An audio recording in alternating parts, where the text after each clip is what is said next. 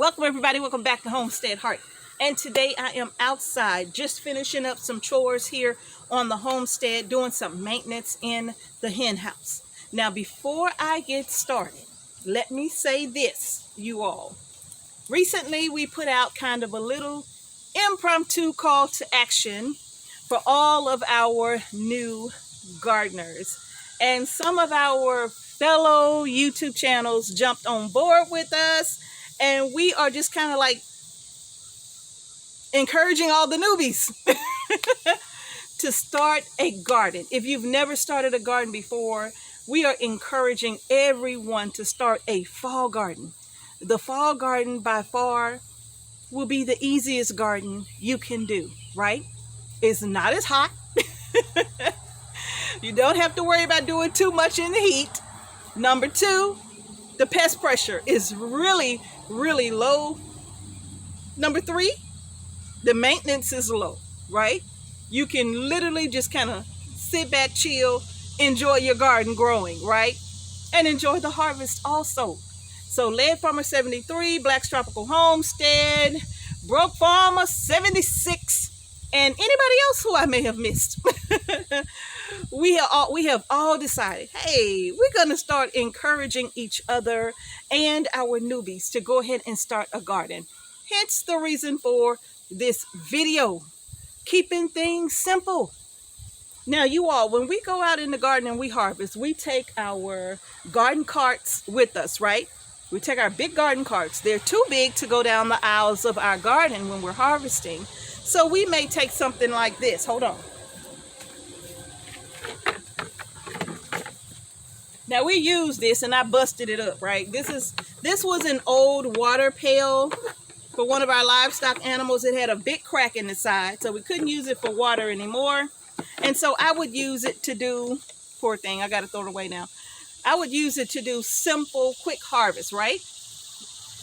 Anyway, that's all busted up.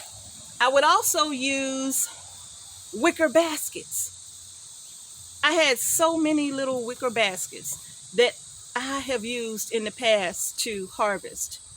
And I'm going to tell you right now, I don't have one of them left because somehow they always seem to break. The handles always seem to break. We go to the thrift store and we buy a few more, right? And they may last a season or two, but the material somehow will break, get a hole in it, or start coming apart, right? You all. We always seem to come back to the simplest things that we will harvest in, right? And that is, bam! Milk crates. Milk crates. Y'all, we have milk crates. Mr. H has found me more milk crates. We had plenty, right? But I started using them as nest boxes for the chicken house. Yeah, they're multi-purpose. Some people use them to grow food in, right? Put a little landscape fabric on the inside and plant food. Newbie gardeners.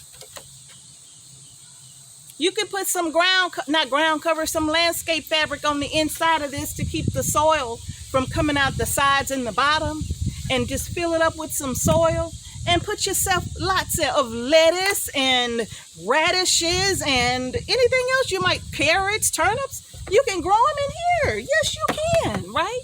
A lot of people use milk crates as containers to grow their food in.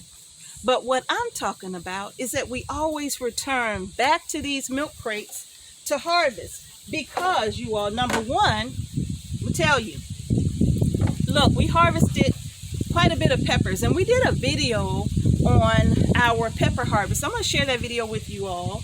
We got peppers in buckets, right, that I have to go in and prepare for making some jalapenos, right? Canning some jalapeno, diced jalapenos, right? But look at these peppers. Okay? And when I put this in my cart, you all, I sit that down in my garden cart and I can grab another crate. And when I'm done with this crate, I can stack it right on top of the other. So nothing is getting mashed by me sitting all of my little wicker baskets one on top of the other. Nothing is being just mashed, right?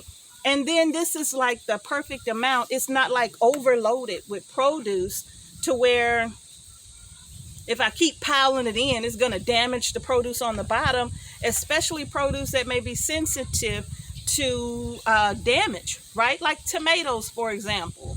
So things like this, it'll hold the perfect amount. And then when I'm ready, I can stack them one on top of each other in my little garden carts and then pull them all to the house. Y'all, and guess what? These are free. We didn't pay nothing for these. You can get these just about anywhere for free. You know, one of our old milkmans, he's not the milkman anymore in our area, but he gave us a lot of them a couple of years ago. And like I said, we've been using them as for different things. We had used them to harvest with. We used them for nest boxes for the chickens, right? And then we stopped and we went to our cute little baskets again.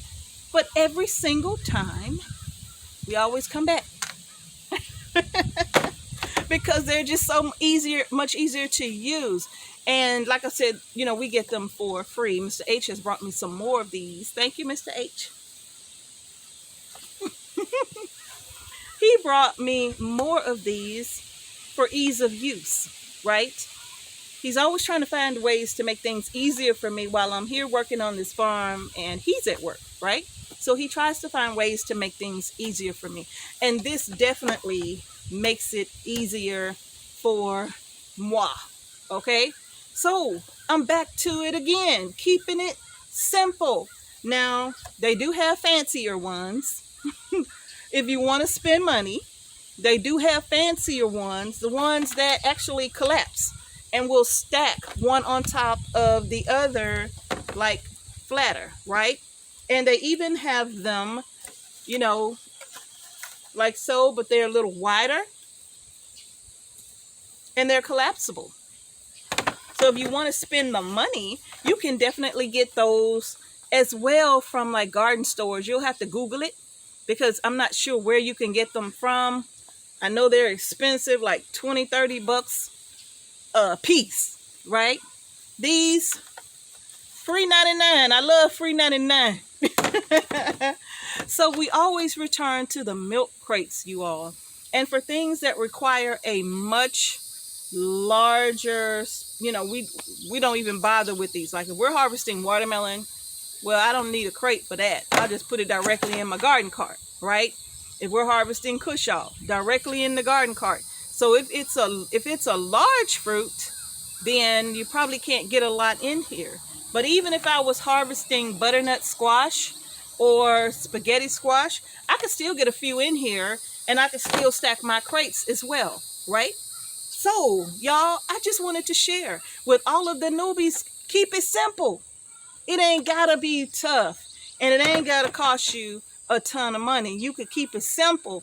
These things are excellent for harvesting. Turnips, onions, carrots, bell pepper, you name it. Beans, greens, tomatoes, potatoes, you name it. So y'all, I just wanted to share that with you all about how you can do this and it don't have to cost you very much at all, okay? So whether you use these to harvest with or whether you use these to container garden on a patio or a balcony, yeah.